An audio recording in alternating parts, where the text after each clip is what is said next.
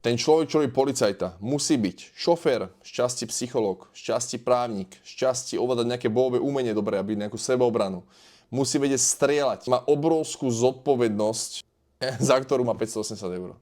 Obrovská zodpovednosť bez toho, aby ste to mali naučené v praxi, jak sa tie papiere robia. Keď niekto povie, že však mal si prax, že bol som 2 týždne na obvodnom oddelení, tak si predstavte, že policajtom, ktorí takéto vážne veci robia, hodia nejakého praxanta 19-ročného, ktorý nikdy nebol vonku, tak toho posadia do auta a tam sedí 2 týždne, daj nám pokoj, hlavne nič nepokaz. A toto, čo som teda všetko povedal, som na tej robote neznášal. A toto video má slúži na to, aby opäť motivoval k tomu, že aj keď sa v takejto situácii nachádzate, jedno či si policajt alebo máte inú robotu, ktorú nemáte radi, nájdete si niečo, čo vás baví, čo si viete predstaviť robiť a už dneska na tom začnite makať, ale nečakaj, že za týždeň to budeš robiť naplno.